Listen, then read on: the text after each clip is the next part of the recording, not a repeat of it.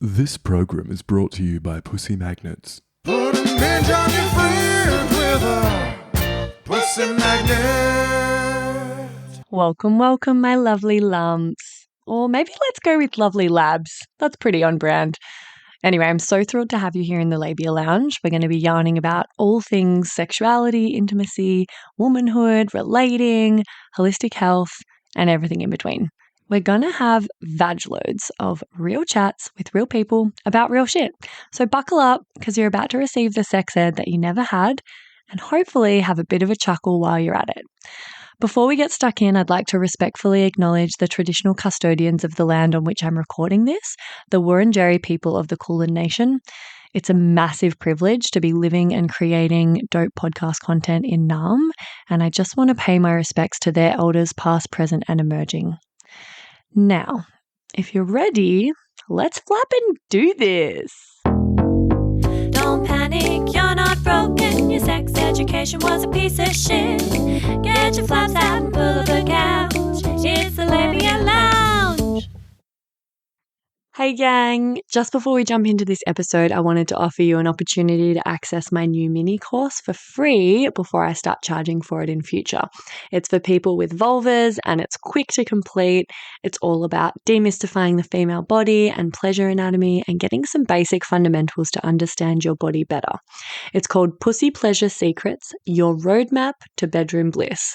You can grab it on the freebies page of my website or in the show notes. It's a great little free resource to kind of dip your toe in or act as a bit of a taster for my work. So if you've ever been curious about this sort of thing and you just don't know where to start, or you want a really quick, easy, accessible, non-threatening way to get the ball rolling and start working on this stuff, this is a great place to start. Hello, my labial legends. Welcome back to the lounge. Pull up a big fat click cushion and get cozy and comfy because I've got a really practical, juicy, fascinating, and hopefully empowering and inspiring chat for you today. And we're going to be talking a little bit about, well, hopefully a lot about how as individuals and as a community we can respond to harm and conflict, how we can be active bystanders instead of passive, and actually participate in the solution to the wrongs that we see instead of, hoping that somebody else or a first responder will take care of it. We'll talk about the barriers that we face to responding when we do see harm, such as intimate partner violence, casual misogyny or sexism or microaggressions, sexual violence, or just any sort of conflict involving others, and what we can do to overcome these barriers and these blocks and this resistance. And then at the end of the episode, something I'm really excited about is we're going to go through some common real life scenarios that you might have witnessed or been exposed to and how to handle them. So, for example, things like when, your racist or sexist uncle makes a joke at Christmas, it's just not really cool. Or when you see a couple fighting in public and it's getting a little bit heated. Or maybe when a beloved figure in your community or your family or your social circle has an allegation of sexual assault made about them. So we're going to get stuck into some pretty crunchy stuff, stuff that I think really needs to be talked about a lot more with this lens of like, okay, how can we actually participate and empower ourselves to contribute to solving this rather than just bitching about it and being like, everything sucks, the system sucks, which it does. And yeah, it's going to be really practical and empowering. And I've got just the person to guide us through this challenging but powerful territory today. I've got Rei Alphonso. And oh my God, babe, I didn't even check. Is that how I pronounce your first name? Okay, cool. Yeah. Oh my God. I could probably more than 10 to 20 episodes I've launched in without actually checking how to pronounce somebody's name. Fucking hell, so unprofessional, Freya.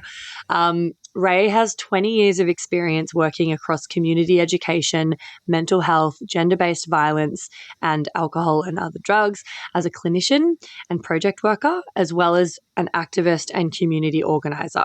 These days, Loving Justice Projects is her wholehearted offering, the work springing directly from the generative tension that developed over time between her professional and personal experiences and identities.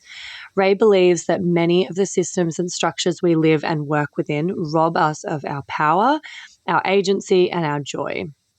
Amen. Individuals and communities are denied the information and knowledge to care for themselves. The systems entrusted with that care are shackled by capitalism, and as a result, we are not collectively supported to thrive. Wow, Ray, I'm so rapt to be talking to you. What epic work you do. Oh, thanks, lovely. I was just listening to that bio as you were rattling it off, and it sounds very dramatic. But yeah, I guess my time in the various sectors really led me to believe that, you know, whatever goes down for someone, whether it's mental health, whether it's, you know, struggles with substances, whether it's gender-based violence, or combinations of the above, 99% of that's going on in community. And I think that actually most of the resources and most of the knowledge should flow to community. And instead, the systems kind of function as this out where we just assume you can and should just pick up the phone, you know, just hit 000, just call the police or just send someone to a service, and that's going to completely catch them. And I'm not saying that excellent work is not being done and that there aren't very, very good people working very hard within those systems. But that's not what we're talking about today. We're talking about the kind of hamstrung role of community and how we can start to reclaim that, because I think that not only is that our place, but it's also our birthright to show up for each other in these ways. And I think when we don't feel like we can do that, we really miss something really fundamental and important and powerful about being human. Yeah, totally. That's so beautifully said, and it made me think of two things before I launch into my line of questioning. Made me think of how, like, there are cultures and tribes and communities not in the West where there's, very much a community-based kind of restorative justice approach. They deal with the conflict within the community themselves. They don't have, police or things like this. And then the other thing I was thinking of is, like, I don't know if you're across what the vibe is with this nowadays, but I remember as a kid hearing, or maybe I saw it in a movie, that you can do like a citizen's arrest. And thinking, like, who the fuck is actually going to do that? Firstly, it's dangerous. Secondly, none of us are taught how or prepared to do that. And who's going to respect that? Like, is that a thing? Is citizen's arrest a real thing? I have a feeling that probably comes from the States. I have no idea how that functions now here. But also, I guess I'm interested in moving away from kind of carceral framings around arresting. And actually my way to your podcast was via Clem Morrigan, who's an author and activist who I really love. And one of the titles of a zine series that she did just popped into my head, which is, fuck the cops means that we don't act like cops to each other. Yeah.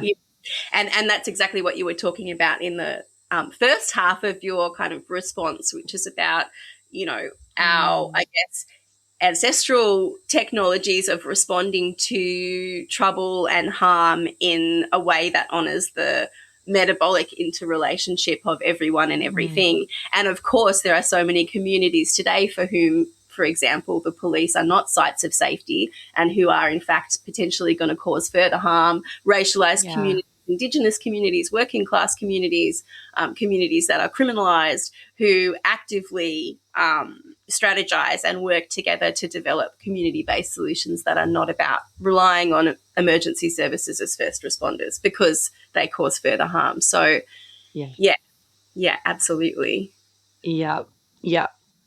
And that's exactly what I want to chat about today. I have so many friends who are sex workers, so many, there's a lot of different communities and intersections that, don't really call on those first responders like police as their first port of call because it's not necessarily safe or helpful for them, or they don't really believe that they'll be listened to or understood or given a proper go. But I want to start with chatting a little bit about your baby, Loving Justice Project. For listeners that might be new to you and your work, how do you describe what you do and what that's all about? So I started Loving Justice about maybe 2.5 years ago now, and I was starting to get a little burnt out and just aware that I needed to be doing something different or doing stuff in a different way.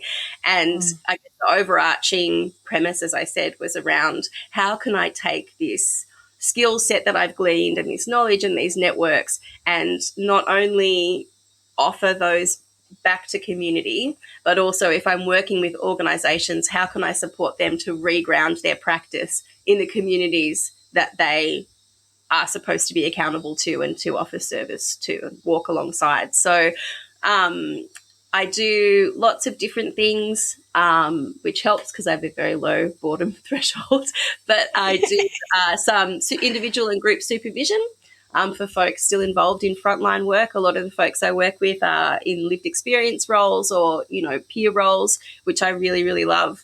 And then also I do some project designing consultancy and then training and education. And the training and education is probably one of my big loves.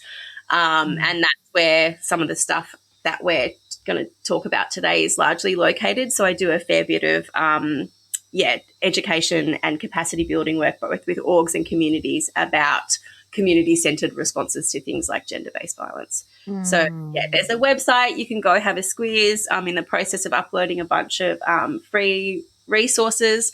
I'm really committed to supporting communities to support themselves. I don't want to come in and position myself as any kind of expert in anyone else's context. And that's true if you're listening to this as well.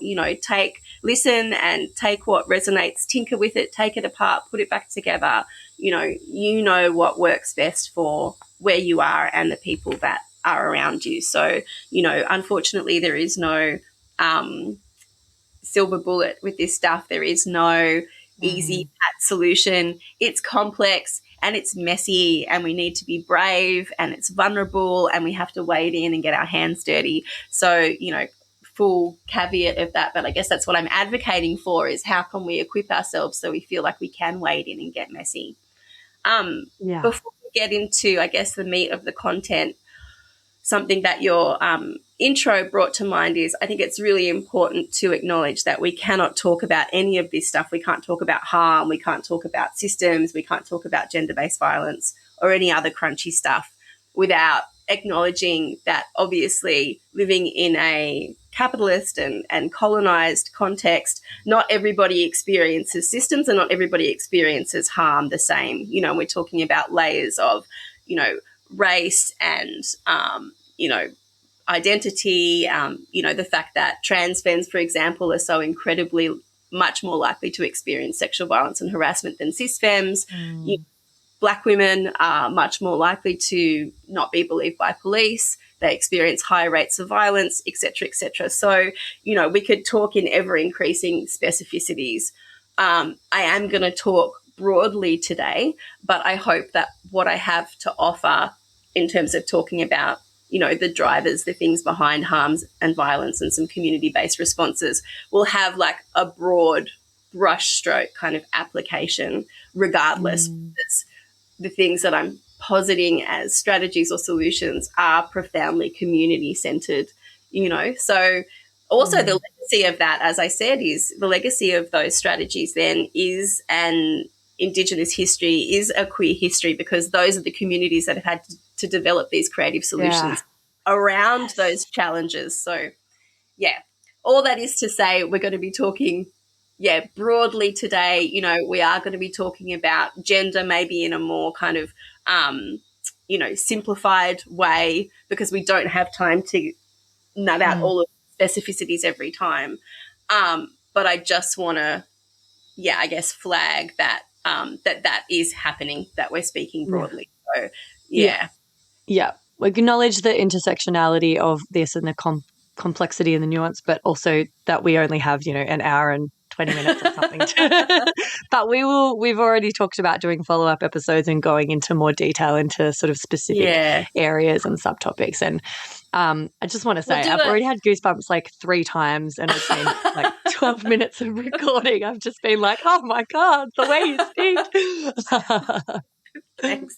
And feel free to like pull me up, or if I get a bit waffly or a bit rambly, you can bring me back to center. That's fine. I take feedback well. But yeah, we're going to give you a pencil outline today, and then leave it to color in with all your own beautiful colors in the community where you live. So yeah, that's the hope.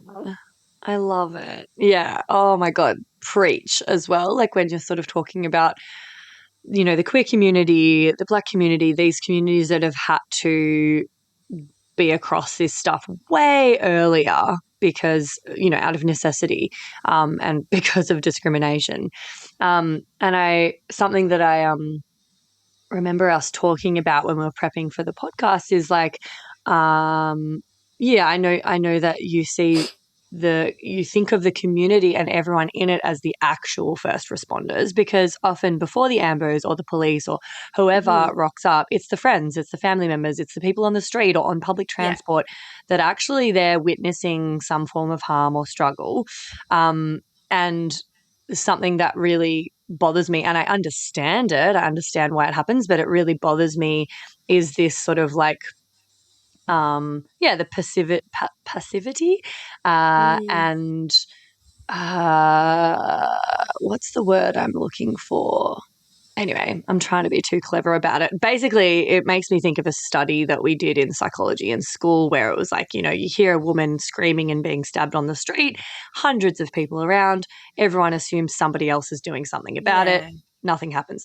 So I'm curious, like, what do you see happening when communities outsource all of the care and the accountability to institutions or systems or, the official first responders instead of taking ownership? Yeah, absolutely. And I think, and I say this, I guess, carefully because I don't want to in any way compound any shame or worry or complex feelings that someone might have about a situation that they've witnessed, somebody that they've lost, something that's gone down in their community. I know that feeling of, I could have done this, I should have done that, I could have done something better, it's my fault, I'm taking on blame or responsibility. So I'm going to hold that tenderly because, I don't want to reinforce that.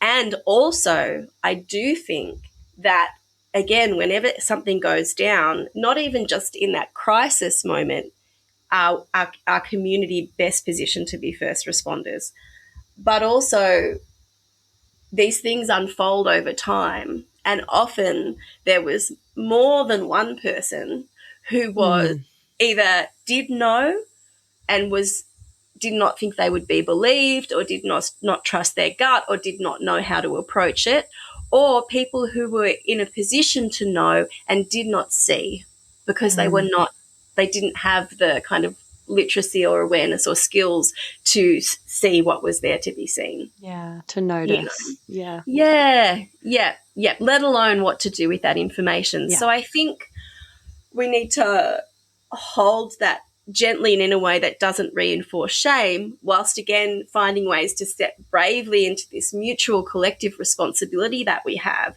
to increase our capacity to learn to see, to learn to notice, to step towards, to have the difficult conversations. And I think, I feel like we've already sort of covered why community then is so important. And I think also, again, there's that one more thing I will say about community is one of the main containers where we kind of grow the culture, which is the conditions in which things like mental health in isolation, struggles with substance use, gender-based violence, all of these things happen, and not only happen, in some cases thrive and go unnoticed and go unaddressed. And we grow the norms, the conditions, the culture, the practices, the behaviors, we grow those collectively, even just by not intentionally growing something different and almost like running default scripts that we've never really examined and default ways of being with each other. For example, being highly conflict averse is one common kind of cultural precondition that allows these things to thrive. So it's a huge kind of beastie, but there are multiple inroads and doorways and entry points, and there's no wrong,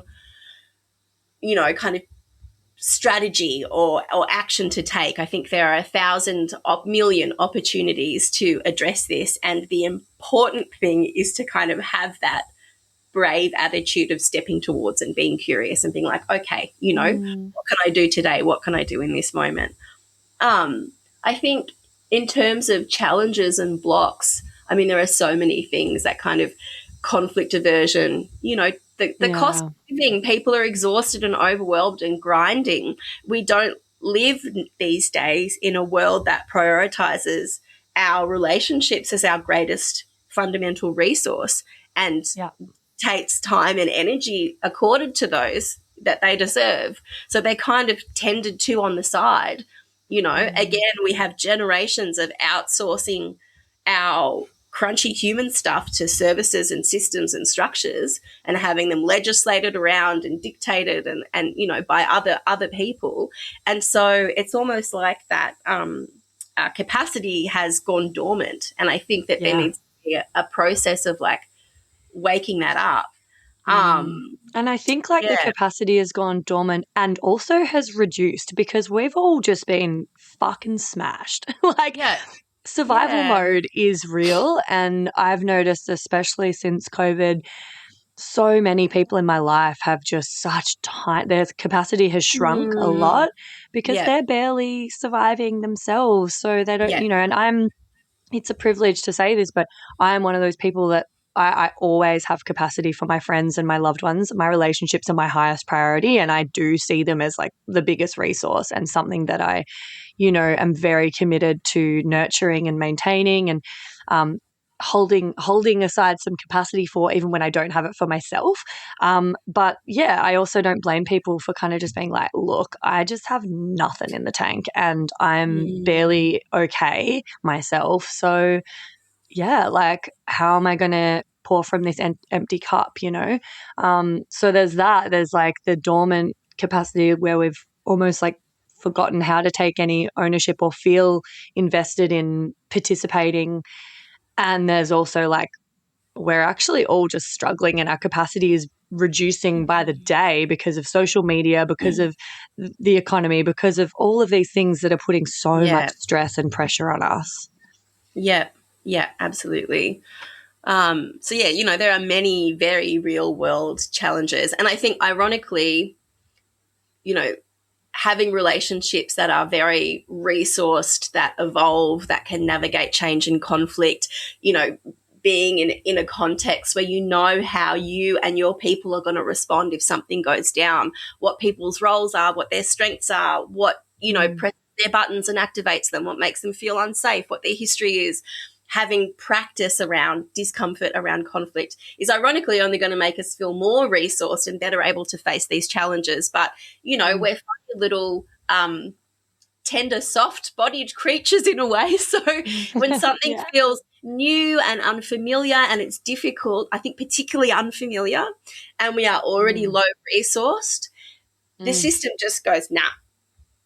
I had this light bulb moment many years ago when I was doing research for a project where I read that the etymology of the word apathy, it doesn't mean that you don't care. It actually means without suffering. So people are apathetic not because they don't care, but because they don't have the recourse and the capacity to look at whatever it is and to care fully. Wow. And so it's actually self-protective, and something just went off in my brain. When I read that, I was like, wow, of course. So what is it that we need to do to reconnect? And I think so much of what we have to look at in the world, in our communities, it requires the collective. Often when things go down, I'll see one person responding, or that person who always responds, or that person who's not conflict averse, or, so on and so forth. But it actually requires struggle and harm and conflict and pain, and the crunchy stuff requires a collective response. It requires lots of bodies. They don't have to all be responding in the same way. They don't all have to have the same skill set, but we need collective responses to things when they go down. And that's one of the things that really needs reweaving, I think. Yeah, like a collective commitment and investment in doing it in whatever way you can, but doing it. I think something that, like, one of my questions was going to be about some of the common kind of emotional or psychological barriers and structural barriers to people intervening or responding. And one thing, and you've already outlined a bunch of them, but one thing that I think is quite subtle but very insidious is like, we don't want to make it worse or mess up or do it imperfectly. It's like we actually don't know what to do a lot of the time. We know something should be done, but we haven't been given the tools or resources or education to empower us to do it. And then we don't want to try and do a shit job of it. So we just kind of wipe our hands of it. But it's like, do you feel as though doing something, even if it is imperfectly, is still better than nothing? Absolutely. Yeah. And I think in my mind there's kind of spheres of influence here, spheres of outcome. And even at its most kind of basic and simple form, which I'm not saying you should prioritize over any of the other kind of spheres of influence, but as a start, let's say you see something goes down, you have a feeling in your gut, it could be out in public, it could be in the community. When you don't respond, you orient yourself away from your values. I'm assuming that everybody here is listening, because they care about things like sexism, they care about things like empowerment, they care about community, they care about growing, So when you don't respond at all, obviously you have to consider things like safety and appropriateness, and we'll get into some of those more sort of details when we workshop the scenarios later. But when you don't respond at all, you orient yourself away from your values, and that is deadening. There's shame attached to that. Yeah, on a soul level. So wading in, being willing to make a mistake, doing it wrong, being transparent and accountable around that, being willing to refine and to learn is so important just for yourself, and how you feel about yourself and I think that there's a magic in, even if it's uncomfortable, even if it's sticky, orienting yourself towards actions that align with your values, because we all have nonsense architecture in our heads that we didn't choose. We're all in some way racist, sexist, classist, misogynist. We all have that architecture in there. I read this epic excerpt from a piece by this American psychologist, Judith Herman, who writes a lot about the impacts of gender-based violence. And she said it was something along the lines of, gender-based violence, I think she was talking about sexual assault specifically, is so common that the enactment of it, and she's talking about cisgendered men and their conditioning, cisgendered straight men, the enactment of it should not be understood as deviant but actually as compliant. Yes. Yeah. And I was like, wow, okay, that is an amazing reframe. And initially it gets you right in the guts. But I think that it's actually an incredible call to action, and it's incredibly generative, because, the same could be said of, racism, ableism, classism, fat phobia, homophobia, all of these things, behaving in accordance with those underlying drivers should be considered compliance. So if we position ourselves instead as resisting and look at ways we can talk about resisting individually and together, that has this effect of kind of adopting mutual responsibility. It's like, well, if I don't resist, I'm going to comply. And if that is compliance, and I also have that architecture in me, then everybody who complies is just on a continuum from me. They're not in this bad guy monster camp over here that I have nothing to do with. I'm actually mutually responsible for you because, as we talked about earlier, I help to grow the conditions in which that exists. So it is my responsibility as well, as I'm my responsibility to find ways to resist. So I actually really love that reframe. Yeah, it's very present in the work that I do at the Man Cave, because we're sort of really trying to highlight, like, look, you guys are just in the man box. You didn't choose that. And basically you're conforming to the norm.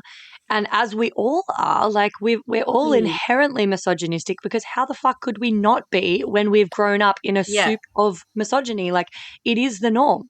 And Yeah. so we're not being actively malevolent, or, you know, like the misogyny is so embedded because that is just what we've grown up with as the kind of, it's the culture.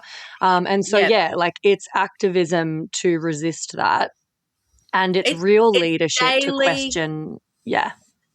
And it's micro, and it's mundane, and it's a constant series of messing up and trying again. And, you know, I have an amazing mentor who said to me once, you know, your first thought is your architecture. Your first thought in response to something is just what was put there. It's not what you chose. But your second thought and then your action, that's what you chose, so choose well. And I was like, this is – and that way I think lies – you know, the community-based responses to these things is not distancing ourselves from responsibility for this architecture, for these drivers, for these harmful systems, recognizing our place within them, recognizing their location within us, you know, doing that shame work, learning how to be curious, learning how to share that with other people, because it's from that place of kind of collective responsibility that empathy can grow for everybody. And it's only, you know, that's the doorway into true change. Yeah. And it's just it's like all the work that I've done on myself in the realm of like sexuality, all the work I do with clients, it's deconditioning. It's like rewriting the scripts. It's recognizing the scripts and narratives that are playing out that we've defaulted to because we didn't have any choice. That was literally the water we've been swimming in. And it's going like, I actively choose every day to challenge that, to question that, to step outside of that, to decondition myself. Yeah. And something that you were talking about with like, you know, doing something imperfectly is better than nothing reminded me of a conversation I had with a beautiful male friend of mine recently, where we were talking about all this stuff. Like, it's something I think about and talk about a lot. You know, being an active bystander, taking action, not being impotent, which is the word I was trying to think of earlier. And he was telling me about a scenario that he'd been in where he couldn't not do something or say something, but when it was all said and done, he felt kind of worse because he was like, shit, I did that really imperfectly. I blundered into it, and I may have created a different type of harm in the process. And I've been chewing over it for fucking months. And I'm like, yep. But you know what? You told me about another situation that you've been chewing over for years, and it was a time where you didn't do anything, and you still hold shame around that, around not acting. And what happens when we do something imperfectly is we're practicing a new skill. We're seeing what happens. It's trial and error. You're going to iterate on that, and you're going to get better and better at it. And you're going to get better at it way faster if you actually try some stuff. Yeah. And in a real and time talk about scenario. it. Yes, and unpack it. Exactly. Yeah, and intentionally be like, okay, who am I debriefing with? Who's reflecting things back to me? Who's going to point out my blind spots? Who's maybe a bit further along with this particular skill than me? And really hive minding this stuff and coming back to each other and comparing notes. And, you know, when I go to events or, you know, am hanging out in a situation where my kind of close ones and I are going to be out in public, you know, we have already had those conversations. We know what people's skills are. We know who's going to barrel in there and be who's going to distract, who's going to do this, who's going to check in on that person, who's going to make a cup of tea. And it's very explicit and understood, you know, so that I feel so resourced knowing that I'm with people who see what I see. I know how we're going to respond.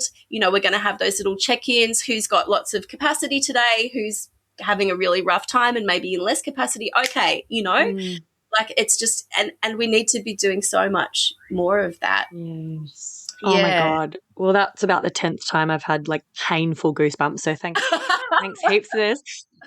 Can you tell I'm just like frothing out over this? I fucking love this shit, and I fucking love you. This is so sick to hear about, honestly. Oh, good. Before we do the Get Pregnant and Die segment, something I wanted to chat about is like some, you know, like kind of common myths and misconceptions around, you know, the ideal victim or villain. I feel like these, assumptions and misconceptions can really disrupt a healthy community response. And it can be very like a blunt instrument, being like, when people like, fuck men all suck and and it's like you were saying before, like half of the people that are being misogynistic or Chanel Contos calls, them entitled opportunist rapists, like people that are causing harm with sexual violence without even realizing it. They're just conforming and complying to like the norm that, that they're living in. It's not as simple as like, well, they're a terrible fucking person. And, like, can we chat a little bit about, like victims, villains, and the way that we sure. often, Yeah. Okay. Well, I guess what comes to my mind first is when you're, like, fuck all men, kill your rapist. Okay. So that's me in my 20s and full. And not, again, that can happen at any age. I think we need to make space for rage of all kinds. It has a tremendously protective and clarifying impact. And I think it's really important to honour. So everybody who is in that space, like, more power to you.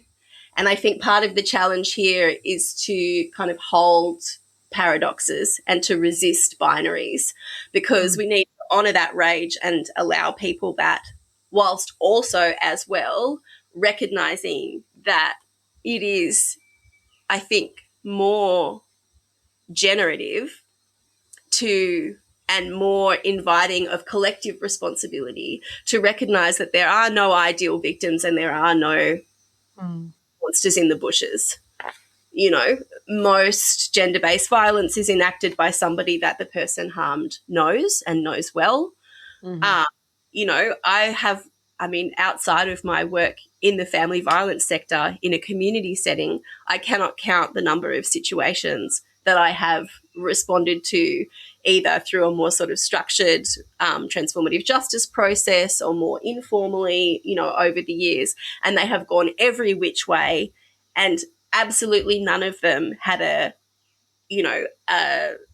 ideal, very like compliant, black and white victim and villain. And I think that, that framing is often a huge barrier. And I think that, when I've been in positions where I've been harmed, I have been there where I have wanted that person drawn and quartered, socially shamed, hung out in the town square and ostracized. So I know deeply that feeling. And also I can, in this moment at least, have space around those feelings enough to say, well, I think that like kind of throwing that person out with the trash. And I think this is, this is actually a real phenomenon with post-Me Too as well. I think that there's now a whole subsection of more educated cisgendered straight men than there were before, who are, I'm going to do this because I'm going to problematize it in a sec, but like good men, good guys, good friends with female friends, who now I feel like if you say, oh, I was harmed, I was assaulted, there was gender-based violence, my partner, you're more likely to be believed. But what is more likely to happen now is this, movable middle of good men go, oh, well, I never liked him anyway. He's not playing at my gigs. He's not coming to my house. I'm not going to invite him to my events, and so on and so on. And so what happens then to these men? They move postcodes and it becomes the next woman's problem. The next woman in his life, it becomes her problem. And so if we're going to adopt a truly collective response to this, we need to recognise that we have a responsibility not just to him, but to her, and also it's an opportunity for all of the men in that person's life to interrogate their own internalised misogyny, interrogate what didn't we see when we could have seen it? How can we prevent this from happening next time? How can we create opportunities for change for him, whether or not he chooses to take them up?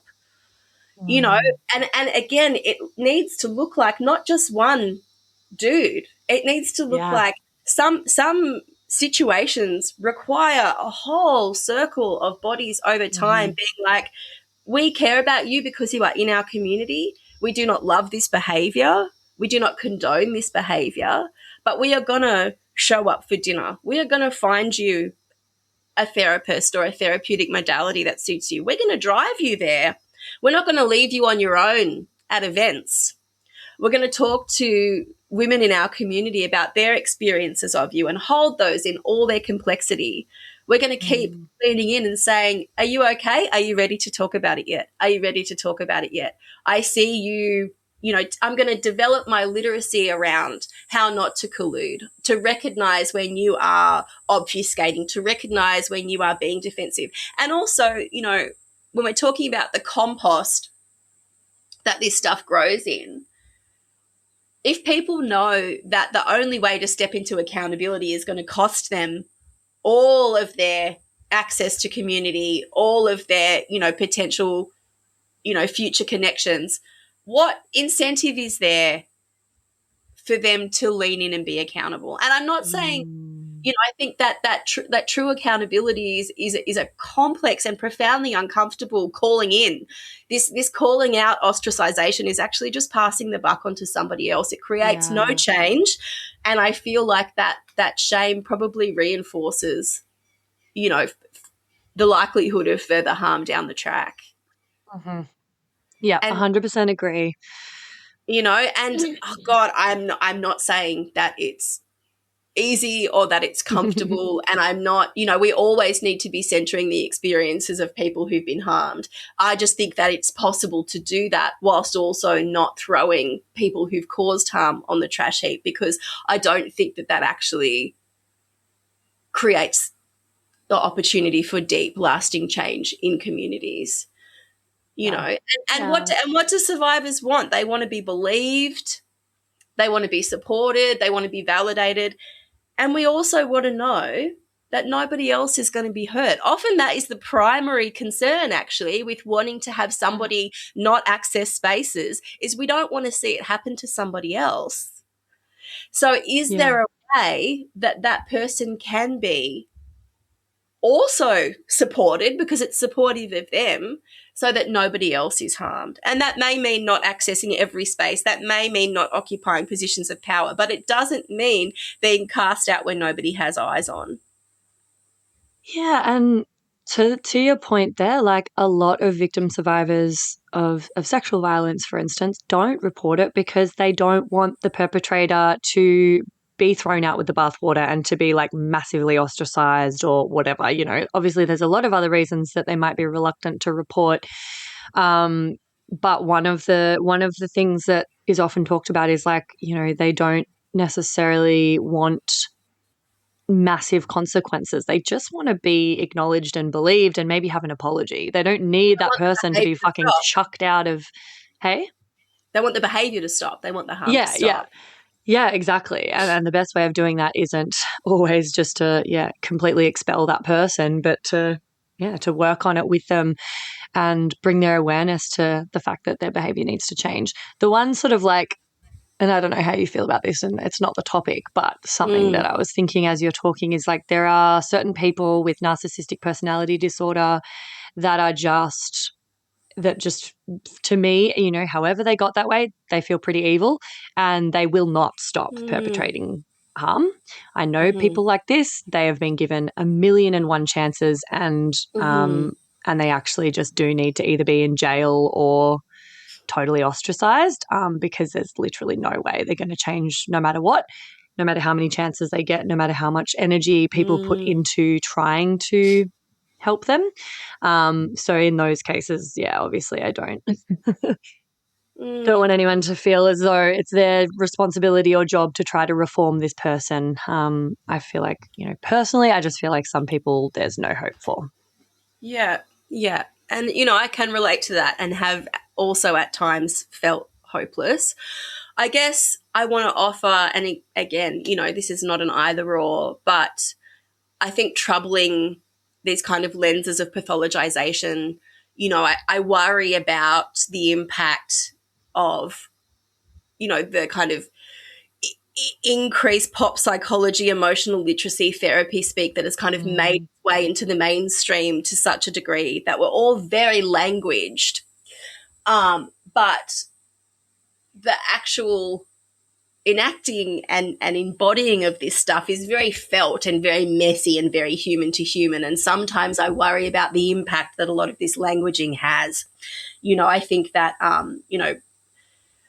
we could do a whole other 10 episodes on kind of the carceral mental health system and, its connections to the prison industrial complex and things like, pathologization and psychiatrization and how that is actually just a water wheel for survivors of trauma to be further pathologized and ostracized. But let's pause that wormhole.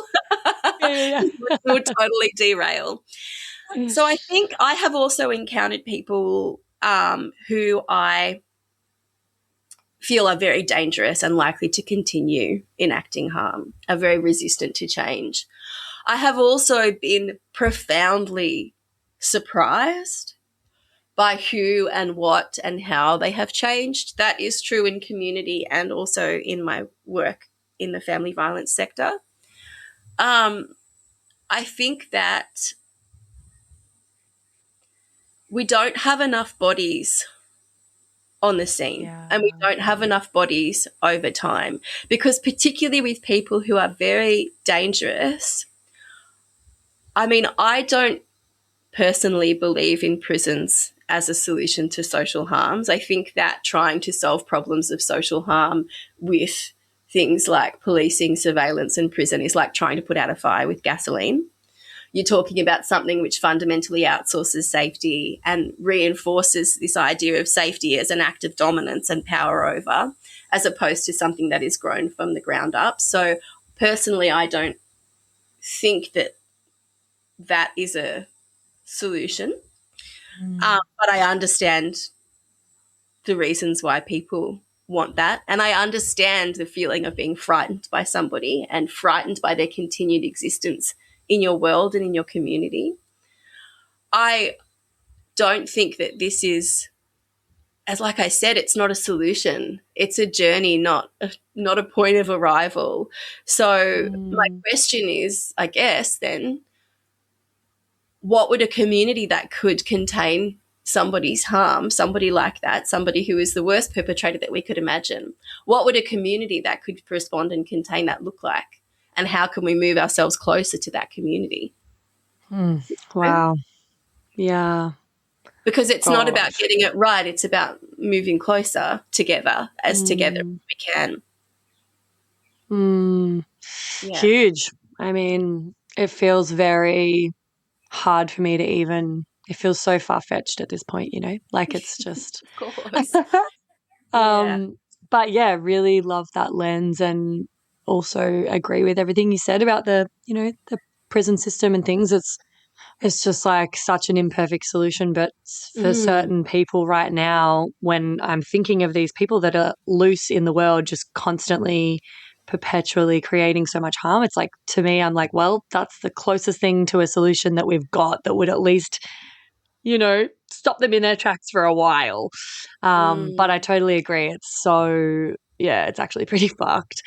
And I think too, imagine, I know we both exist in festival land at times. So, imagine a paddock full of people where everybody is a confident and trained first responder with robust relationships. We talk about that stuff all the time. Everybody's had excellent sex education. Everybody's really comfortable with generative conflict, et cetera, et cetera, et cetera. And there's one dude in the paddock who's a problem. Would he even be a problem? Yeah. In that context, would he? There'd be 20 dudes on him at any time. And anyone who laid eyes on him would be like, red flag, does he need to lie down? His mates would be like, you don't need that drink. Yeah. Yeah, so true. No, people Actually, wouldn't be how's as your mental vulnerable health? to it. Yeah. Yeah. So I think part of the gift of abolition is trying to live into the kind of aspirational solutions as opposed to the problems, or as a way of addressing the problems, living into the solutions. It's also more kind of hope giving and life giving. Yeah, totally. Yeah, definitely a Because better pessimism is attitude. real. Yeah. Yeah. Yeah, I want to get into some ways that like a Mm. community can first start to like prepare the soil and Mm. maybe some sort of foundational principles for building that like trust and capacity long before an actual crisis happens. I know you Yes. talked about like, there's often little small things you could notice or signs or whatever that happen way before the actual crisis. And Yeah. if we were a little bit more aware and educated and onto it, then we could be, on that prevention end of the scale. Before we get into that and then get into some scenarios, Get Pregnant and Die. This is a segment where I ask my guests for a little anecdote or a funny story or a sad story, often, about their sex education. Does anything spring to mind? Don't have sex, because you will get pregnant and die. Don't have sex in the missionary position. Don't have sex standing up. Just don't do it. Promise? It does. This is not actually my story. This is a borrowed story. This was a friend of mine's younger sister who went to, my sex ed was like average and, disappointing. And I guess as a young, queer person, I was just like, I remember, in fact, hearing some of the early sex ed around when they were talking about what happens to boys, and they were like, you'll have sexy dreams and like, there'll be wet stuff and blah, blah, blah. And I remember having this moment of being like, am I a boy? Like maybe I'm a boy. Which is, sure has been confusing for lots of people. But this friend's younger sister came back, so she went to quite a bougie Catholic boarding school, and so it was only a couple of years younger than us as well, and came back, and their sex ed, they'd gotten in an external provider who came and did sex ed at Catholic private schools, and had gotten an apple and was like, your virginity is this apple, and then took some bites out of it and then had left it on the table while she was talking about pregnancy and STIs and, doing that scaremongering, and then picked it up and had gone all brown and, yucky, and was like, and this is your virginity if people have had bites out of your apple, and do you want to give your husband this skanky brown apple?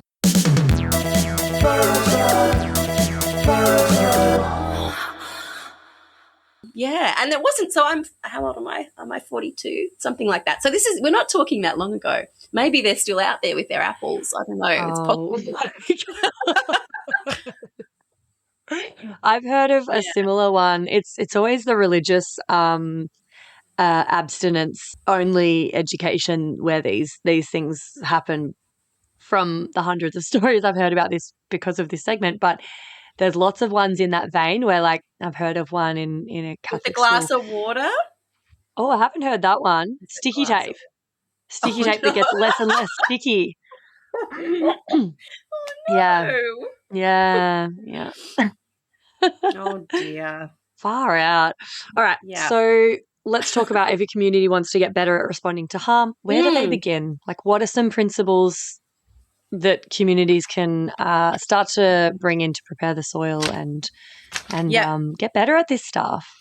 Hey, baby babes. Sorry to interrupt. I just had to pop my head into the lounge here and mention another virtual lounge that I'd love you to get around. It's the Labia Lounge Facebook group that I've created for listeners of the poddy to mingle in. There you'll find extra bits and bobs like freebies, behind the scenes, or discounts for offerings from guests who have been interviewed on the podcast.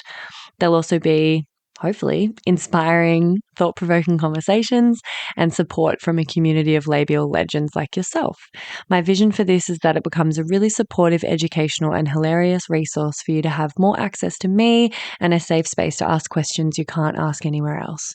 So head over to the links in the show notes or look up the Labia Lounge group in Facebook and I'll see you in there.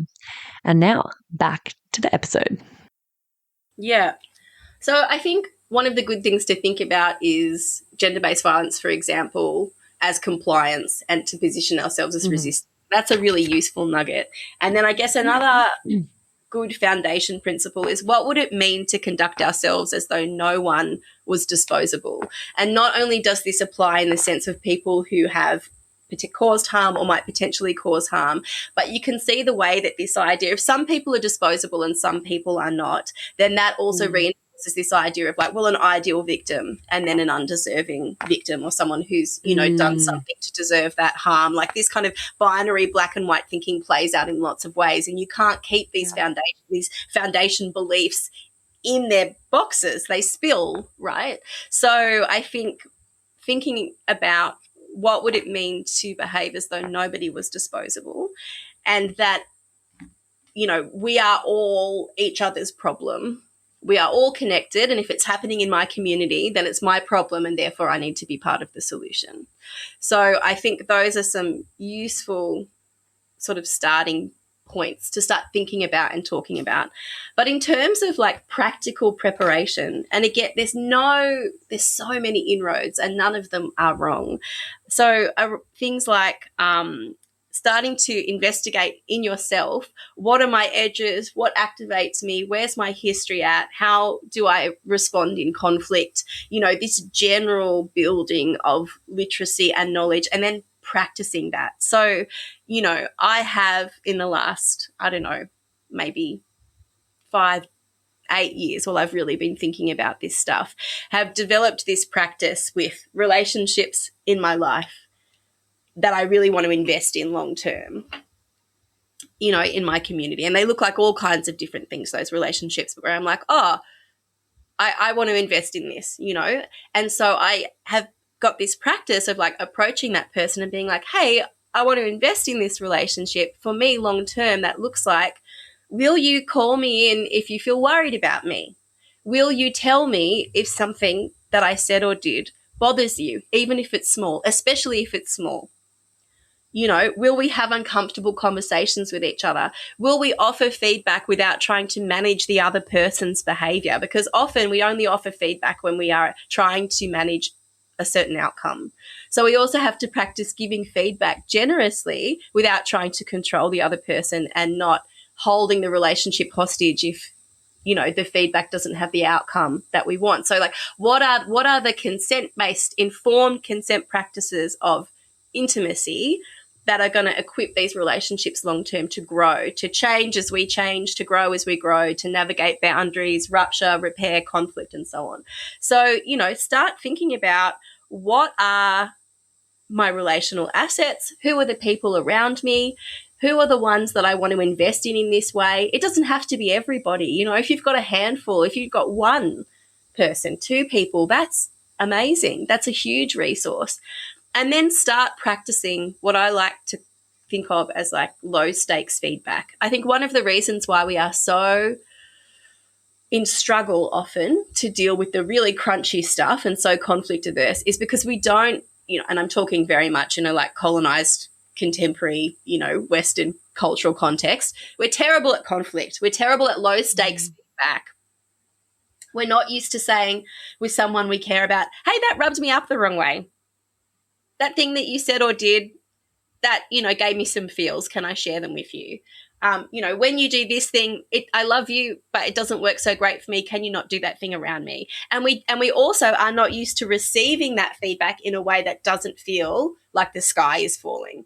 Imagine if we tried to, again, resist and build a collective culture where the giving and receiving of daily low-stakes feedback was seen as an act of love, an act of honesty, an act of transparency, an act of, I value you enough, I want you to see me, I want us to grow together, I want to be honest with you. And, you know, I have definitely made this commitment with people and then been like, oh, God, now they've done something and I really love you. God, it's so uncomfortable. You know, it can be so, your whole system goes into alarm and it's literally just giving a tiny grain of feedback to somebody who you love deeply, who loves you deeply. But we're so deconditioned. So I think building this capacity for low stakes feedback that is a very important part of the soil for high stakes feedback and when things get crazy. So, you know, yeah, that's a huge one. That's a really, really huge one.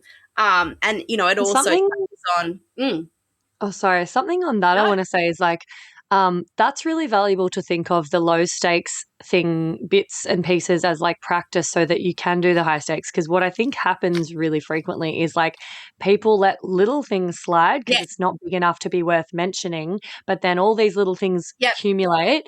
And then all of a sudden a big thing happens and we haven't had any practice at actually bringing any of the little bits and pieces up. Plus we've had it all boiling and bubbling under the Yes. surface and building and we resentment. rupture the whole relationship beyond repair Yeah. instead of earlier on giving the relationship an opportunity to adapt and to grow, or receiving the information that that particular connection is not going to adapt and grow, and then you adjust and recalibrate your expectations accordingly. Yeah. Rather than investing over time without giving this low stakes feedback. So yeah, I think that's definitely a huge one. I think another thing collectively that we are conditioned to do when somebody is in distress or having struggle or having conflict with somebody else, often what our support looks like is pouring gasoline on that fire. It's what we're conditioned to do, and it's also what we're conditioned to expect. If I go to my friend and I'm like, this person, blah, blah, blah, blah, blah, what support looks like in my cultural conditioning is they go, well, they're fucked. Da, da, da, da, da, da, da, da, da, da, da. And, you know, I'm not saying again that this is a pat solution. I still have to try and struggle not to do this. But it is possible to provide affirming, loving witness without escalating. And I think this tendency to escalate, again, that safety, that protection, that support looks like dominance, looks like power over, looks like somebody out and somebody in, looks like good guys and bad guys. It again cuts us off from these opportunities to do our own work, to interrogate how this falls in ourselves. Also, something I think about actually a lot is if we are used to giving and receiving and supporting that way, someone comes to us, we go to someone, this person, gasoline on the fire, how's someone going to respond to me when I make a mistake? Who's talking about my mistake? Yeah. Who's throwing gasoline on the fires about me? And I've had that happen as well. Wow. Where is the grace and the space? If we can't give each other grace and space and not pour gasoline on the fire when there are small mistakes, then how do we respond to the big mistakes, which definitely do not need escalating? So, and again, it's not perfect and you're not a terrible person for doing it. I do it all the time. I did it yesterday and was like, oh, I'm doing that thing. Okay, hey guys, I'm trying not to pour gasoline on the fire. I want to be supportive of you right now. You know, can I just lovingly hold space for you to vent without me needing to add anything? Is that supportive enough? Does that feel supportive for you? I'm here. I'm with you. And I can hold multiple truths. So it's a habit. I feel like it's a really strong cultural habit of responding in support by escalating and of expecting support to look like escalation. So that's another useful practice, I think. I talked about kind of asset mapping, like who's around me, you know, who's got what strengths and what skills. And that can look like really broadly in community, but can also look like, as I said, you know, it's you and your mates back at camp at an event going, right, where's everybody's head at? How are you all fielding? If something goes down, you know, having these conversations over time so people know, my friends know, a big-bodied person standing over me with a loud voice, massive activation for me. So somebody else, you know, not so much a problem. But this other thing is a problem, and I know what that is too. So we're like aware of each other's sensitivities. We can creatively problem solve around that. You know, we know who's going through a breakup. We know who's got their period. We know who's having a wobbly time. We know who's feeling really internal. We know who's few shades short of burnout, and we know who's really resourced and who's good at A, B, C, D. And we're used to like coming back together. Oh, this is the thing. What are we going to do? Do you need me to spot you? How are you feeling? Da, da, da, da, da. Following up, checking in, refining. How did you go? Could I have done better? You know, and it just becomes part of the practice and vernacular and the way that we exist in community together. Another thing I think is huge, is that we need to normalize talking about power. You know, like we do not talk about power in our relationships. Mm. It is the literal water that we swim in every day. It is ever present. It is fluid. It is profoundly shaped by a lot of the drivers that we talked about before, class, gender, race, ability, etc., etc. And also it's a moving feast. Mm.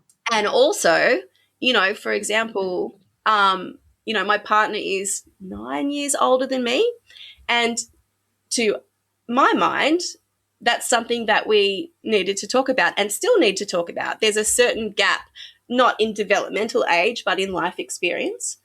Other things like when I moved to Queensland, I was moving into somewhere where they were already established, where they already had community power, something that needs to be talked about. There are other realms and other spaces where I might have more access to a certain amount of power because I'm very wordy and very verbal and articulate. So that accords me a certain level of, being heard, being listened to in certain settings. And that's a form of power. So it's constantly shifting. It's unique. It's movable. But also it mirrors and echoes these kind of structural drivers. And we just don't talk about it. When my partner and I first got together, nobody came to me and was like, oh, the age gap. Oh, you're moving to Queensland. Oh, how's that power feeling? How are you feeling? How are you feeling in your own power? Are you feeling able to advocate or whatever it is? And, my friends are all brilliant and incredibly literate. We just don't have a collective cultural practice of talking about power, of interrogating that, either individually in ourselves, in our relationships, in our, whether they're intimate, but also out in community. And that, that is huge. I think we really need to work towards, and we into the discomfort of normalizing when somebody gets a new boss, gets a new friend, has a new lover. Oh, yeah, how's the power feeling? How do you guys work that out? Do you talk about it? What about when you feel wobbly? What about when they feel wobbly? Have you had conflict? What does that look like? And just that, again, that low stakes daily normalizing of talking about it. Yeah. I love that. Yeah, it's so important, and it's always at play. Like there's I mean, you did a beautiful job of describing all the different ways that power is operating that we don't usually really look at, or sometimes we're not even aware of on like a conscious level, and how that impacts everything, the relationship and how we operate and how we respond to conflict. Whether we feel empowered to speak up or not, And I feel like these things, all those pieces that I mentioned as well, they all kind of interrelate to and feed off each other. So, if we are practicing low stakes feedback, if we are trying to lean into conflict and be more direct, we're going to notice pretty quickly how the people around us feel about power, inhabit power, and think about power, because you learn a lot about how somebody feels about power and how they roll with their own and understand it by how they respond to a no, or how they respond to being challenged, how they respond to somebody else's expectations, how they sit in discomfort. These are all, incredible. It's information gathering.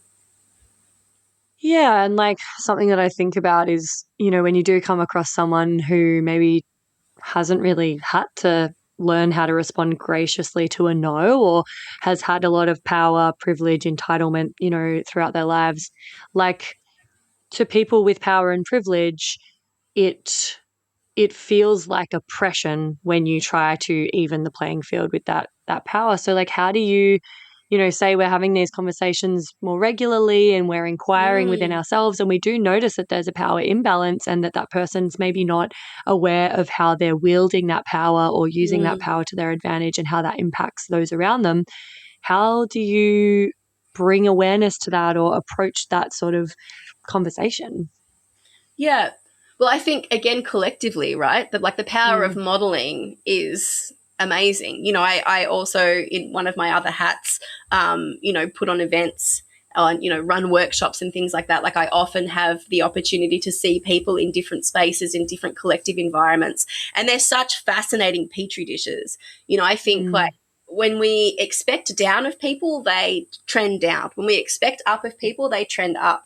You know, we are, whether or not we're aware of it, highly sensitized to each other. And so the cultural expectations and context of any given space is going to automatically impact everybody in that space, whether they're aware of it or not. So, you know, sometimes a lot can be done, I guess, more indirectly.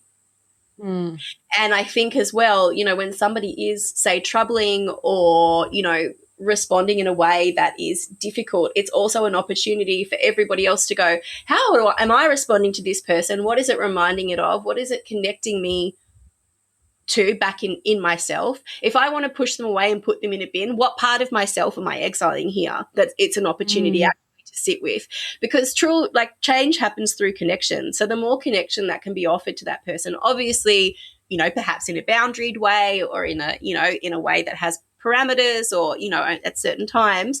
But, you know, invitations to change are usually made through connection.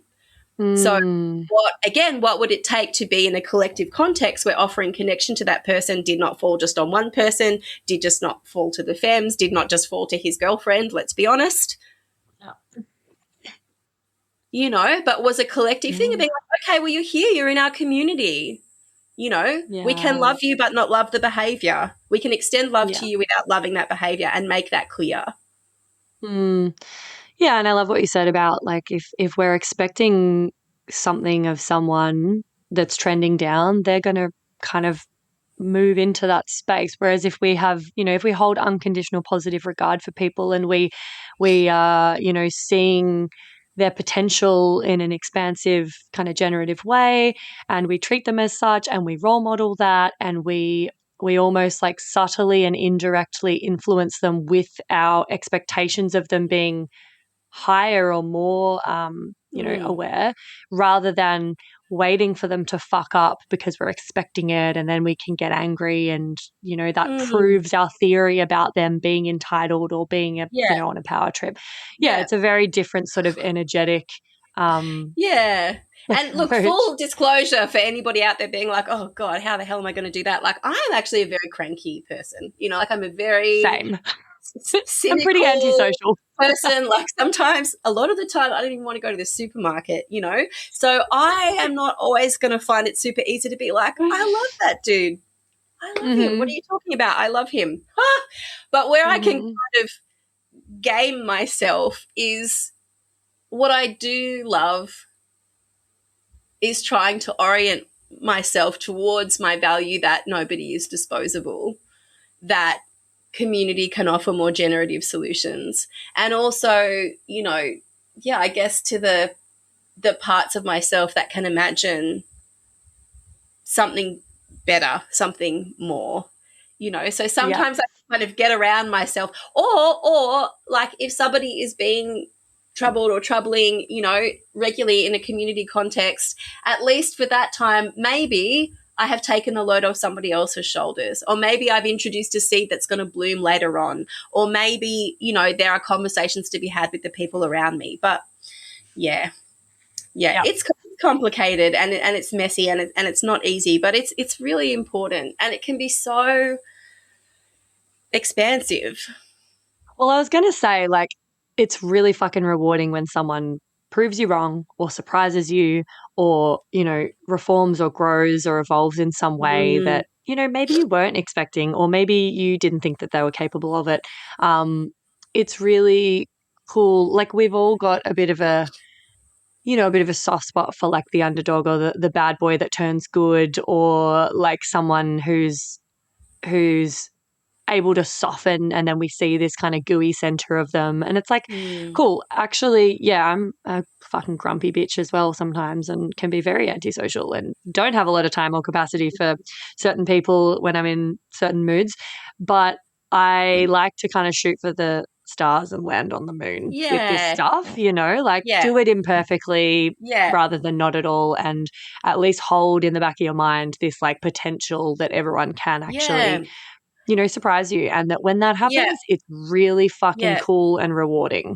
Yeah. And when I see, when I've seen situations kind of blow up and someone has been ostracized or exiled, or, one of those situations where someone has been enacting harm for a long time and people have not been believed or not spoken up, and then finally it comes out, but, whole subsections of the community already knew, and, it blows up. And then, like, it's kind of like it's too little, too late by the time it sort of comes into conscious awareness. And, I see people go, oh, now we're overwhelmed and we don't have capacity to respond to this.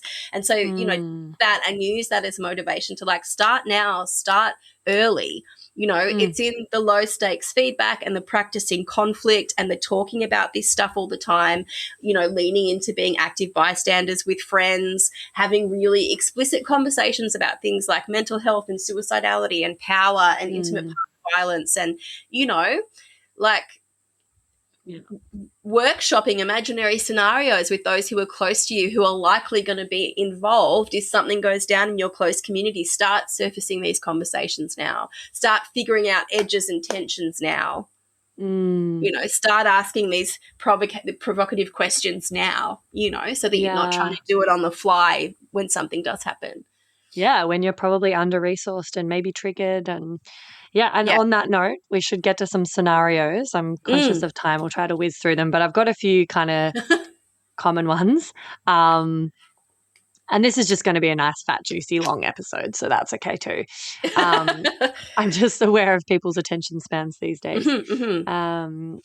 But, all right, what about a scenario where and this is one that I've heard people come up against a fair bit, is like, you're on public transport or a dance floor or you're on the street or something, and there's a couple arguing, and maybe it's like a little bit it's escalating, or it just seems like a little bit more than, it's not a respectful chat. It's not just a crunchy conversation, and you feel a bit uncomfortable with like the power dynamic that you can see at play or whatever. How can an everyday person respond to this in a grounded, safe way? Excuse this quick interruption. I'm shamelessly seeking reviews and 5-star ratings for the potty because, as I'm sure you've noticed by now, it's pretty fab, and the more people who get to hear it, the more people I can help with it. Reviews and ratings actually do make a big difference to this little independent podcaster.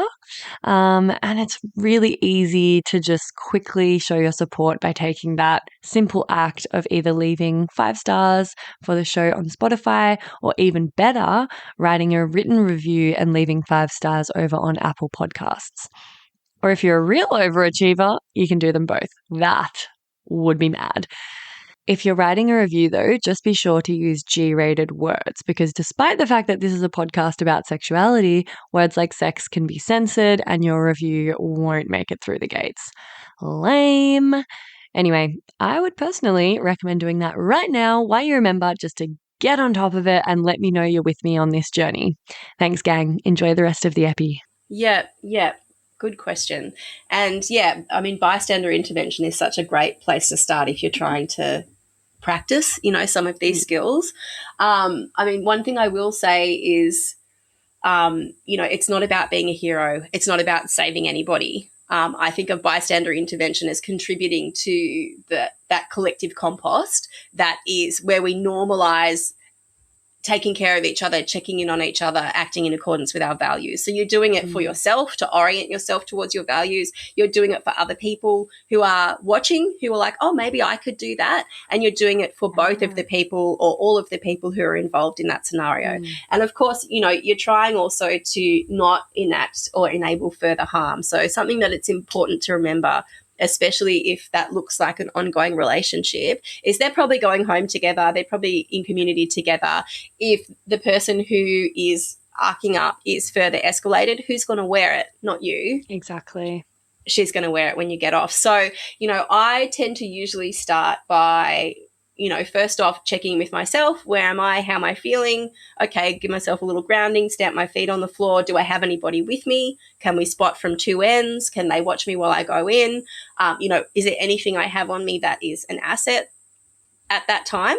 I'll give you an example in a minute. A fun example just popped into my head. But I usually start with trying to get eye contact. So just like physically kind of coming near, you know, and trying to get eye contact with the person and just like, you know, I mean, they know, you know, if you're in those situations, how hyper vigilant you are. So just kind of trying to, you know, physically be nearby and just vibe like, I'm here. Do you need anything? And you're kind of doing a bit of a scan for those assets. So I often find in those situations, if it looks like there's an ongoing relationship, like if it seems they don't know each other, I will usually go for direct and be like, hey, that's not cool. But I don't want to pass the buck on to her later on. Mm-hmm. So if it's that kind of situation, then I'm usually going to go for like connection with her and trying to follow her lead if at all possible, and then distraction. Mm-hmm. So one time I was on a tram in Nam and there was a situation like that going on, and I was with a friend who had a ukulele. So we sat down behind them and my friend just started playing really loud, really dorky songs. And then I said to the dude, oh, any requests? And next minute he's like singing along and like requesting some song. We're like, la, la, la, la, la. And I just kind of gave her a wink. And then I wrote on a bit of paper a service, you know, that I had worked with that I knew was a relatively good one. And on the back I just wrote, I saw and a love heart. And I just like squeezed, as they were getting off the tram, I like squeezed her hand, like put the paper in her hand, you know, and like that is invitational. I'm not saying, you know, I didn't heroize the situation, but it's optional. It's not putting her any further at risk. And hopefully he was a little bit more chilled out because he had a cute, funny circuit breaker over time, you know, singing a song. So, you know, just overall you're looking to reduce harm but also signal to the person being harmed and the person around them that you saw and that it's not okay, but that you're sensitive to that particular context. And then also you have to disengage from an attachment to the outcome. Like I have gone even to do that, to stand near, to offer eye contact to see if I can connect, and been told to get fucked by both of them. And then what did I do? You have to get fucked. You know, like she's the boss of her own safety. Like she knows what's up. I'm sure she had good reasons for telling me to fuck off. Like, you know, so you kind of also have to just have it not be about the outcome. Yeah. And then go to your mates and be like, this is what happened. This is what I did. Could you think of anything else? What would you have done? You know, if you're with people that you're traveling with and you're going to be in public with, have those conversations. And then when things go down, which they inevitably will, debrief and workshop it. And over time, you'll get so boss at it and so comfortable and so resourced. I love that. Yes. Yeah. Cross-pollinate ideas and unpack it and debrief and like iterate on that the next time. And it's practice. That's awesome. I love that it was very much about like distraction and de-escalation rather than throwing gasoline on the situation. Another scenario that's really common, and I've been in this situation so many times, I've spoken to so many friends about this, is like with family, or, you know, it doesn't have to be family, but say there's usually like a generational gap though. You know, maybe your dad or your uncle or something says something sexist, you know, or might try to come at pronouns, for instance, or gender at the Christmas lunch table or whatever. Yeah. And, you know, you might care about this person, maybe you don't, but like the comment sucks and it's like a bit of a pattern.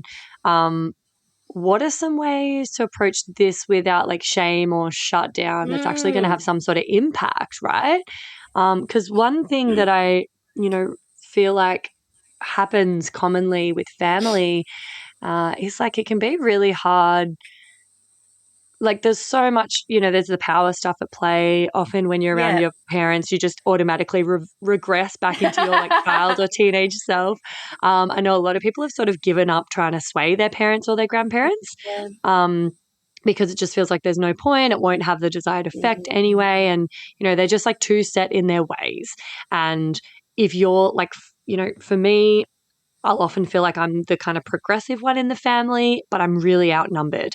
And, you know, the mental and emotional labor of taking that on is not worth it in the moment because I've done it a million times and I know what's going to happen and it's not what I want to happen. And then I just feel more isolated and exhausted and pissed off. And like, how do you know when it's actually worth trying to say something or just And this is the thing we were talking about, is like it takes a village, and if I'm the only Yes. one trying to pull them up, that is not as effective, and it's also detrimental for my mental health and energy. But I also don't want to just let it slide. So yeah, like in these situations, like what do we do? Yeah, well, again, I think it's a huge beastie and there's lots of different inroads. I think some of the kind of principles that we talked about, could potentially be relevant here. Things like, asset mapping. So is there anybody, in your family who even over time could be supported to be more of an ally with you? Is there someone who, and again, these things take time, right? Because families have deeply embedded sort of patterns of behavior and ways of relating. I think if change is going to come, it's probably going to come through connection, and you can't always be safely in connection with people, all of the people that you're related to. So obviously you have to think about self-preservation as well. I think where it can often come out in my observation is when, grandchildren or nieces and nephews come along, and then obviously, gendered stuff and things around consent and bodily consent can really come up and be highlighted in the ways that the children are engaged with different generations. And that can be really quite fractious and struggle, be a struggle, but can also be an opportunity, right? So I think, again, it's, doing that self-work. What are my sore spots? What are my tendencies? How can I resource myself? Is there anybody that can be with me? Is there anything that I can connect with this person around? I find as well, there are certain things that are potent human experiences that can be incredibly unifying. Things like grief, things like shame, and when you see families come together when there've been, not always, but, there can be like a very unifying impact when there's been a death, when there's been grief, when they've been through a natural disaster, when they've been through something that transcends the differences between them. And I think shame can function in the same way. So, if you can find ways to connect with that person who, no doubt, if they have problematic ideas or rigid essentialist ideas around gender, somewhere at the root of that is shame for not being enough of a man or the right kind of man or the right kind of woman, or not performing masculinity or femininity correctly enough, being bullied or policed in some way as a child, so on and so on, building an identity around a certain kind of masculinity that feels now irrelevant. All of these things can evoke tremendous shame. So where I have sometimes seen growth happen through connection is when that person, the instigator, the progressive one, the one that's trying to create cultural change in the family, has been able to scaffold themselves enough to share an experience of shame in a way that resonates with that person. And that takes time to build that level of emotional safety and intimacy. I'm not saying that it's always possible, but I think that, there can be inroads. Yeah. And like never as well, I feel like it's popped into my head before we were talking about the bystander intervention, but never underestimate the potential of upending the social script, of disrupting. If in a situation where somebody expects you to yell at them and escalate, and you make them a cup of tea and shove a warm, hot cup of tea in their hands and say, let's have a cuppa. I'm going to give you 10 minutes. You just explain to me everything you mean by that. Tell me everything about that, what you just said. And you have just totally, completely changed the script. And in that space, we enter in that refusal to play the game of I yell, you shut down, blah, blah, blah. Everybody gets annoyed. Mum tells me off in the kitchen. You've ushered us into this new space where there is no script. And who knows what can happen there? Who knows? Maybe they're double down. But sometimes you get these incredible openings. Yeah. Yeah, I love that. And it's a really practical bit of advice that I've spoken about on the potty before is like just a bit of a, pattern interrupt where you kind of just like say someone makes a sexist joke or a misogynistic comment, and you just kind of go like very neutrally, what do you mean by that? Oh, what did you mean by like, get them to explain it to you. And in the process of explaining it, they almost kind of realize in themselves like that's kind of fucked to say, and that they're trying to explain a sexist joke to a woman who's just curiously asked them, oh, like, why did you say that? What do you mean by that? You know? And so it's almost like putting the onus back on them to really inquire into, because so many people just say shit without even thinking about it. It's like it is the norm. It's the water we're swimming in. We have all grown up with sexist and misogynistic jokes and narratives. And so some people are just still playing out that default. And if nobody has questioned them on it, not necessarily called them out on it, I think questioning them is probably more effective, because then they don't get their heckles up and get defensive.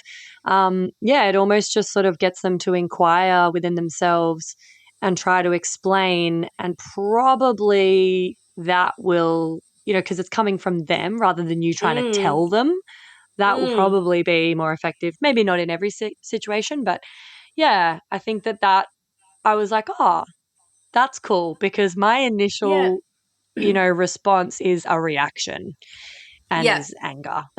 Yeah, and again, SmackDown where SmackDown's due sometimes, but like another thing that I like to do in situations like that is I'll sort of go, and then at the first available opportunity, suss out who's with him and who his mates are, or maybe even do it in that setting, depending on the context, and be like, hey, are you gonna talk to your mate about that? Are you gonna talk to him about that? Does he do that a lot? How does that make you feel? What's the bar of masculinity like in your little your little circle, because that looks not so great to me.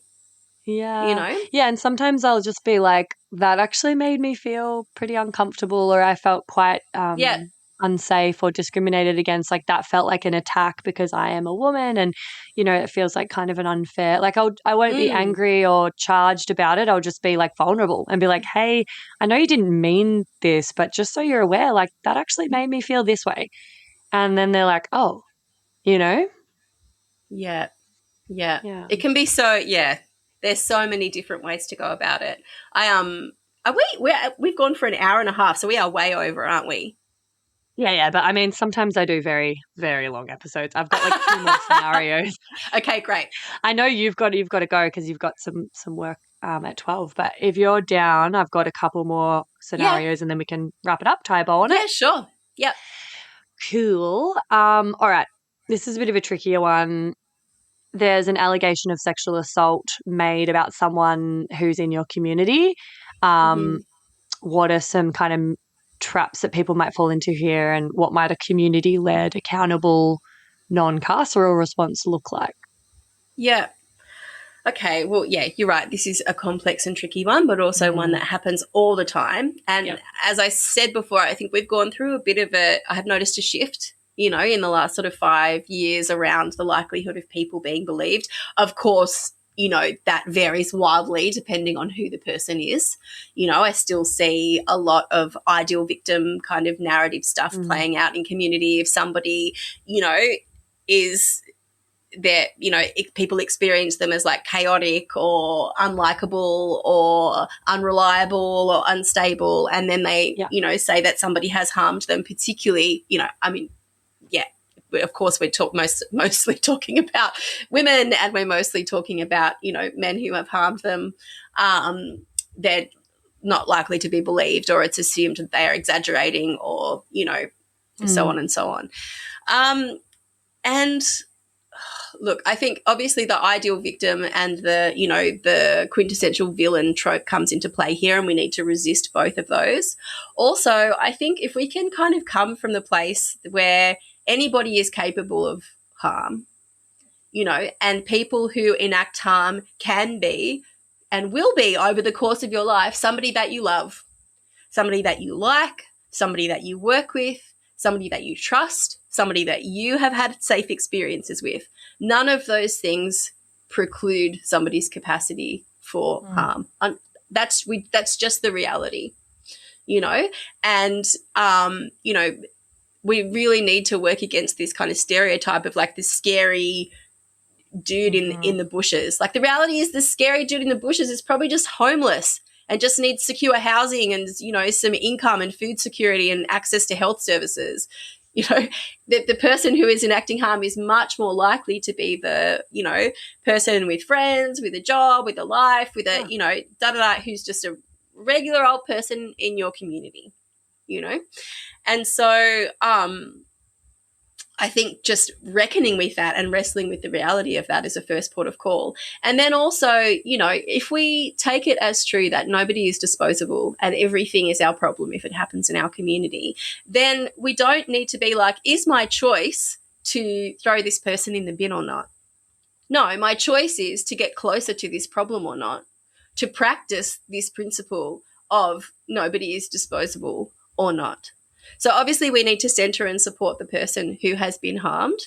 And part of that looks like meeting that need for validation, for belief, for safety, for support without throwing gasoline on the fire.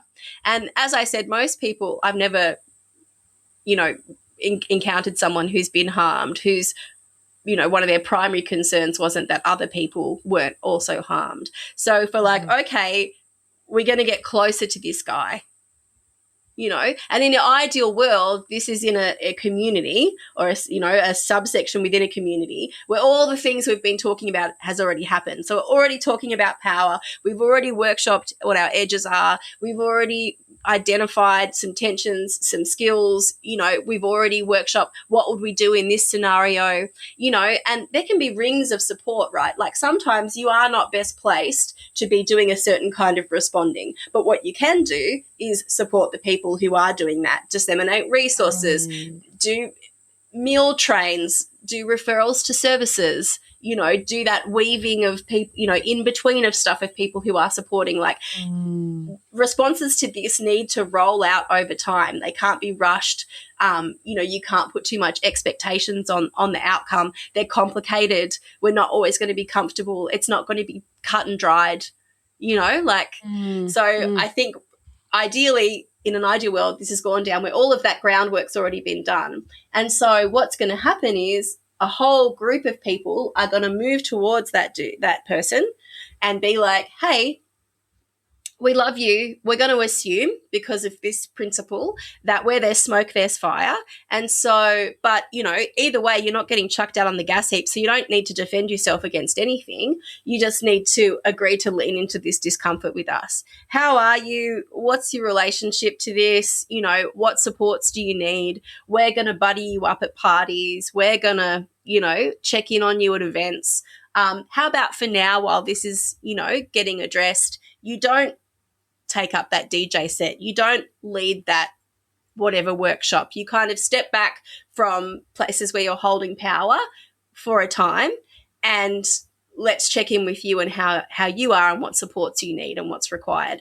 And again, you're going to learn so much by how somebody responds to that. Yeah, totally. You know, and we're asking questions like, what are the power dynamics here? What were the power dynamics here? How do you think about power? What's your relationship to this? Something that I had a friend who was in this situation, two people in the same friendship circle, and she didn't want, you know, stepping in and trying to support, educate, bring awareness and reform to the male perpetrator or the accused. She didn't want that to make her female friend feel unsupported or not believed, or like, it's, you know, it's like, how can we support one without making the other feel unsupported? And it's like, are there different people on each side of this? Like, what if you're friends with both of the people? Hey, me again. If you'd like to support the potty and you've already given it 5 stars on whatever platform you're listening on, I want to mention that you can buy some really dope merch from the website and get yourself a Labia Lounge tote, tee, togs. Yep, you heard that right. I even have Labia Lounge bathers. Or a cute fanny pack if that'd blow your hair back. So if fashion isn't your passion, though, you can donate to my Buy Me a Coffee donation page, which is actually called Buy Me a Soy Chai Latte, because I'll be the first to admit I'm a bit of a Melbourne cafe tosser like that. And yes, that is my coffee order. You can do a once-off donation or an ongoing membership and sponsor me for as little as 3 fat ones a month. And I also offer one-on-one coaching and online courses that'll help you level up your sex life and relationship with yourself and others in a really big way. So every bit helps because it ain't cheap to put out a sweet podcast into the world every week out of my own pocket. So I will be undyingly grateful if you support me and my biz financially in any of these ways. And if you like, I'll even give you a mental BJ with my mind from the lounge itself. Saucy. And I'll pop the links in the show notes. Thank you. Later. Yeah. Well, I mean, again, in an ideal world, if you're friends with both of them, then you're perfectly placed to center her experience whilst engaging with him in a way that hopefully generates some change and some accountability. So, you know, that's why I'm saying start now. Start having these conversations now. Start talking to your friends now. Hey, this is stuff I'm thinking about and wrestling with. You know, what do you think support would look like for you? You know, I'm thinking about the fact that we just keep passing these people to other communities and we just keep passing them down the line and it's not actually changing anything. And I'm not satisfied with that as a response anymore. I want to do better. What do you think? Yeah. What would that look like? What would you need? And, you know, like what you're saying earlier about how we've been taught to receive support that looks like throwing gasoline on the fire and being like, that guy, let's attack him, let's ostracize him. If, you know, the victim survivor has been taught to receive support that way, it might initially feel as though you are being unsupportive in the act of trying to support both rather than just backing her and throwing him out. But if you do sort of create this fertile soil for a sort of community-based response like we've been talking about, then, you know, people are already positioned to kind of understand why you're approaching it that way rather than just being like, I've totally got your back, fuck him. Well, I've totally got your back. That behavior is not okay. How did we get here? How did he get to the point in our community of doing that? How did he get here? That is our problem. Not your problem, not his problem, our problem. Yeah. That happened on our watch. How? Yeah. Why? And how is it not going to happen again? Yeah. I love that. All right. Amazing. You're fucking great. One more scenario. So, all right, there's 2 friends in your close friendship circle. They have a relationship breakdown. It comes out that there was intimate partner violence involved. And I guess it's sort of similar to the scenario we just talked about. But, yeah, there's like a lot of complexity here and it's hard not to create factions and, you know, abandon one and not the other. When there's these allegations or some things come out, like, what do you do in that situation? Is it quite a similar approach? I think it can be. I think that, again, it needs to be collective. Like, I think of some situations where what has happened has such big impact and big energy, and the things that are underlying it are so potent, so rooted in shame and fear and, you know, like harm and so on. It takes a lot of bodies to contain and respond to that, you know, because if it's just one person or just 2 people, one, it's not going to be effective, because if somebody, you know, say has enacted harm and is in profound shame about it and also doesn't want to deal with the social repercussions of that, and just 1 or 2 people is like, oh, yeah, that's not okay, they can just dismiss it quite easily. What about, okay, so this is a scenario I'm thinking of that I've been in a lot of, you know, say the couple is still together maybe, or it could be like a boss, there's a power imbalance, there's some abuse happening, power, and the person on the receiving end of that is confiding in you, but they don't want anyone else to know.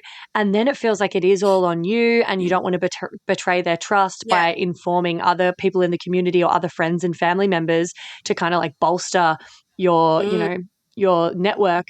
It's like, is that yours to tell? Like, do you know what I mean? You can't violate people's confidentiality or consent. That's so, you know, when someone's had their autonomy taken away because they've experienced harm, it's the last thing you can do. But again, you know, if we're doing this kind of composting work, hopefully there's already that groundwork being laid. There's already ongoing over time conversations about power, about masculinity, about harm, about, so on. We're building this literacy into those relationships that it's going to have that effect of modeling and of creating opportunities.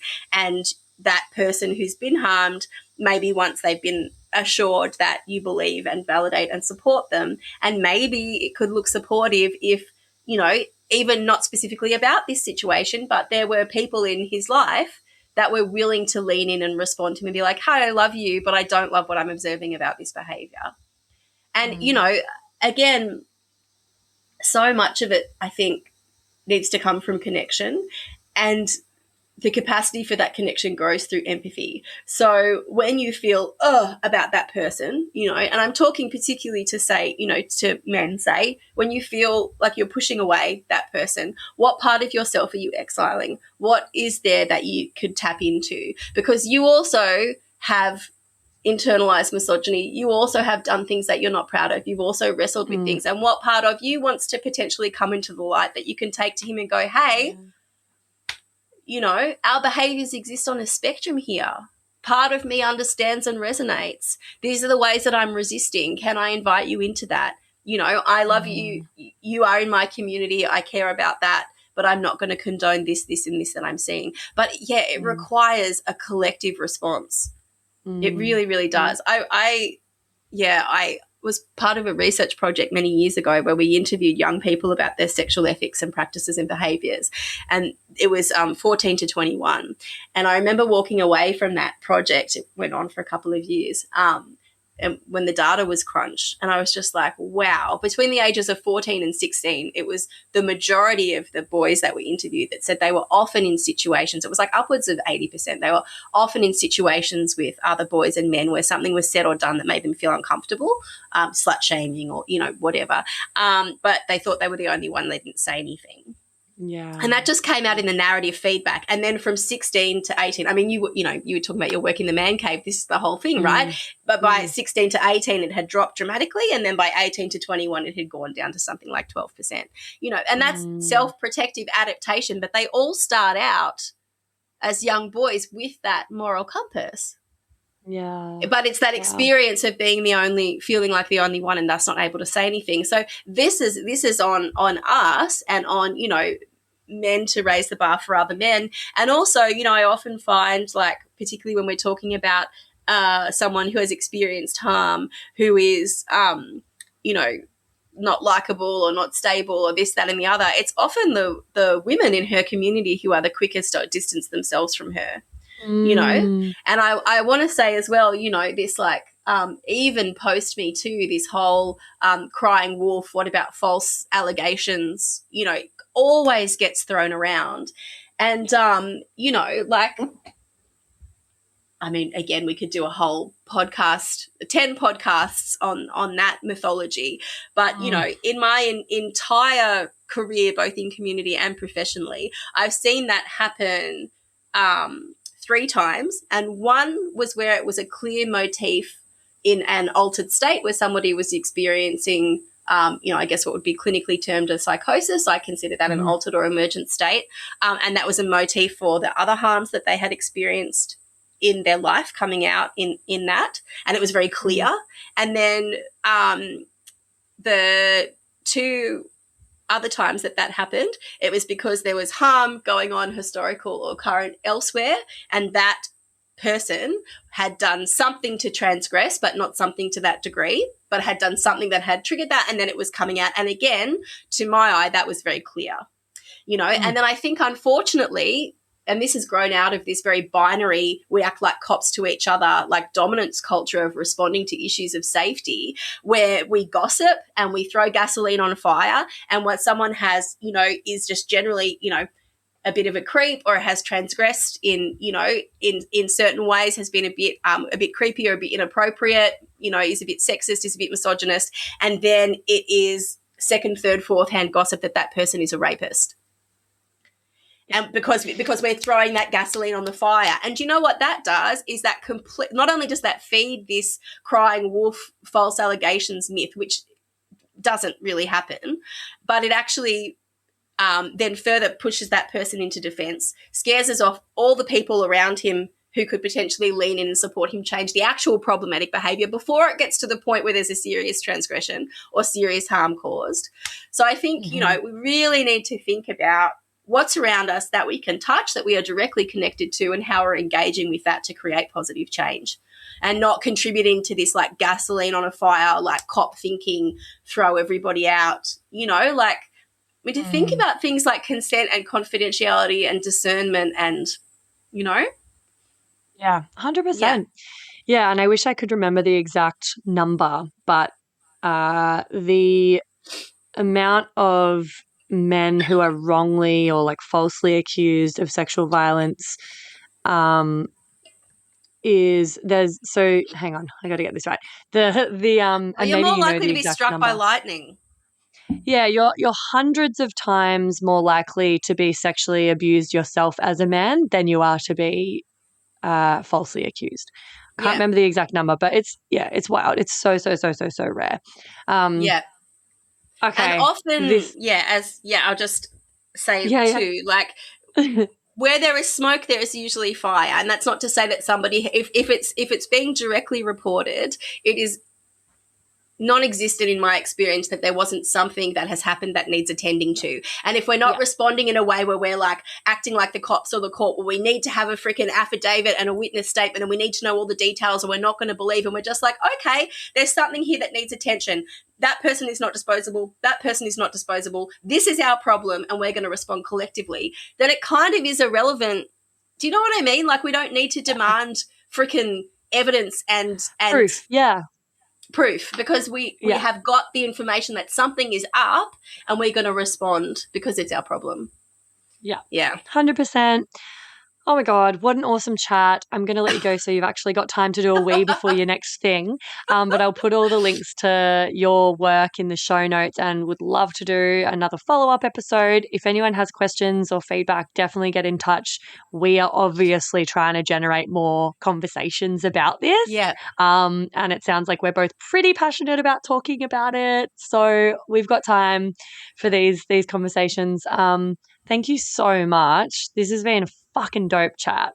Oh, thanks, lovely. And thanks for being so generous. I know I cut you off a bunch of times and I go on these spiraling tangents, but yeah, please, folks listening, like take from it what you will, take it back to your people, tinker with it, like make it your own and just wade in and try, you know. Our relationships are everything, you know, and not to, go down like the doomsday, you know, kind of wormhole, but like if the apocalypse is happening slowly, like all we have is each other, and that's such a beautiful 100%. It's a gift.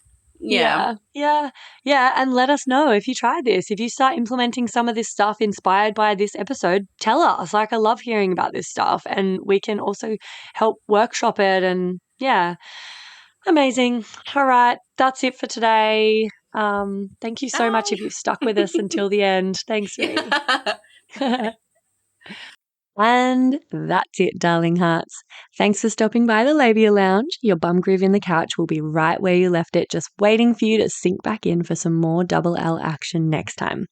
If you'd be a dear and subscribe, share this episode, or leave a review on iTunes, then you can pat yourself on the snatch, because that's a downright act of sex-positive feminist activism, and you'd be supporting my vision to educate, empower, demystify and destigmatize with this here podcast. I'm also always open to feedback, topic ideas that you'd love to hear covered, questions or guest suggestions, so feel free to get in touch via my website or over on Insta. You can also send me in TMI stories to be shared anonymously on the pod. My handle is FreyaGraf_the Labia Lounge, if my account hasn't been deleted for being too sex positive, which, you know, is always a possibility with censorship. But just in case the chronic censorship finally does obliterate my social channels, I'd highly recommend going and joining my mailing list and snagging yourself some fun freebies for the trouble at www.freyagraf.com/freebies. Anyway, later, Labial Legends. See you next time.